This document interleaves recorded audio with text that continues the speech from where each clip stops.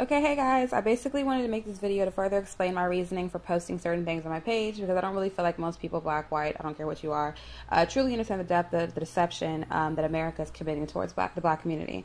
I don't think it is only a black people problem. I think it should be a national problem. I feel like everyone should be informing themselves on the facts that I'm going to be listing. I'm going to try to keep my commentary down to a minimum and basically just give you a video full of facts, but feel free to share and comment anything that I've missed below or anything that you would like to go further in depth into. First and foremost, before I even start my argument, I want to go ahead and put this out here. I don't feel like it's my responsibility to defend your values. These are issues that I value and feel like they need to be discussed. I'm not a spokesperson or a politician. I feel like it's important to discuss these issues because I've experienced them and my community's experienced them, and my children will eventually experience them. I'm not anti-white, but I do feel like addressing too many issues confuses people and will give other issues a priority level. I feel like it's more important to focus on one issue until it's been corrected. And when I refer to white, I'm referring to the people in power, the 1%, the elite. I'm going to start off with the black political convention. And even before I go there, I'm going to start with the Black Power movement because that's basically what got that started. I'm going to define it for people who don't really know what the Black Power movement is. The Black Power movement was prominent in the late 1960s and the early 1970s, emphasizing racial pride and the creation of black political and cultural institutions and to promote black collective interests and advance black values. Okay. The Black Political Convention consisted of two things that we need to incorporate into today's black communities. 1. Black power, self-love, and the empowerment of black men and women, black interest, and black politics. 2. Black politics. The goal of the Gary Convention was to adapt the national black political agenda, reflecting interest of African Americans as a tool to run or to endorse candidates for elective office, because it costs money to successfully get into politics, and that's something the community actually was lacking. Okay, now I'm going to start getting into a few facts about the Jim Crow laws. I'm sure most people have heard that the Jim Crow laws are an extension these days to like the war on drugs. So that's basically the first thing I'm going to touch on. The war on drugs. I'll lead that stating that where you look for something, you'll find it. When you look into black communities, you'll see the streets plagued with police. There'll be a police on every corner, a police on every alley, a police in every store. Whereas if you go to a white community, the only time you'll see the police really is if someone's called. Okay, so now I'm going to start listing some facts for you guys.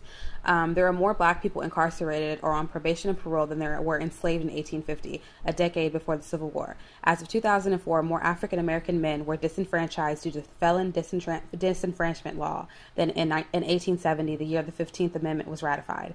A black child born today is less likely to be raised by both parents than a black child born into slavery, mostly due to the imprisonment of the black father. And when I say imprisonment of the black father, I'm not talking about a 6-month, sentence or a year sentence. I'm referring to the people who get 15, 20, 30 years for minimal crimes that really should have been a slap on the wrist. Some more facts. If you take into account prisoners, a large majority of the African American men in the urban areas have been labeled as felons for life. So I looked at my area, and I live in Chicago, and the Chicago area has 80% felons for the African American men, meaning basically forcing black men into a permanent second-class status, automatically excluding them from voting, being on a jury, employment opportunities, housing, access to education, and public records, much like their ancestors due to Jim Crow. So basically, with that being said, once you become a felon, you can't really help your community because you can't vote. So we have 80% of people who can't vote, not taking into account the people who don't vote. So that's only 20% of people, not including the people who just don't vote, who can actually help out their community as far as voting. Some people may use the crime rate argument, but crime rates have actually fluctuated over the last few decades and are actually at an all-time low, bringing me back to the war on drugs, which is responsible for about 2/3 of the increase of inmate population. The Reagan administration ceases development, hiring staff who were responsible for publicizing inner-city crack babies, crack mothers, and crack whores, and drug-related violence. Another example of America basically using the media to brainwash and overpopularize an issue. Most of the time, these sentences are harsher than those given to the murderers and rapists. I posted a story on my page a couple days ago where a Louisiana man got 250 years in jail for the possession of cocaine and prescription pills that he was selling.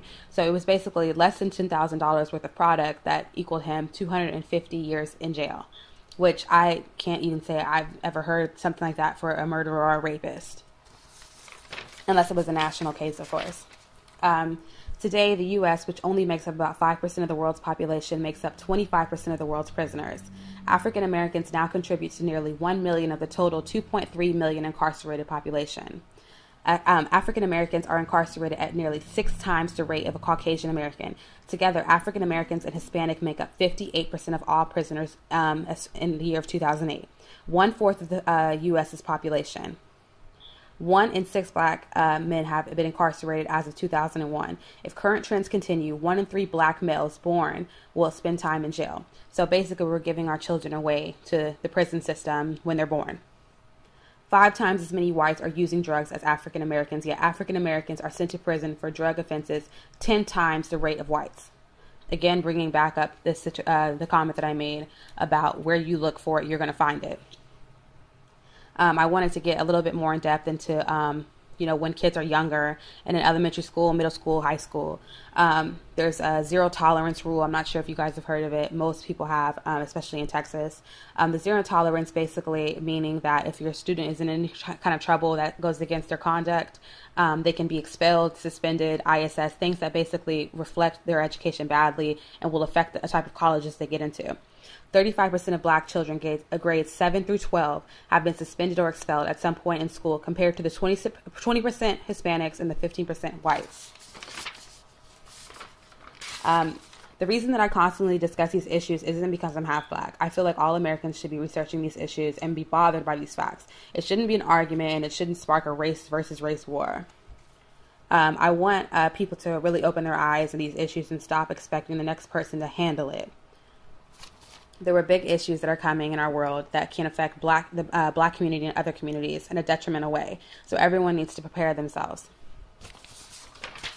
So I hope you guys, will look into some of these facts and kind of do your own research and expand further on what I mentioned in this video. I hope you guys enjoyed it. I hope basically this cleared up why I talk the way I talk, why I say the things I say, because I'm sure not everybody reads all of the links I post. So this is basically a synopsis of a few of the links that I, majority of the time, use. So I hope you guys enjoyed.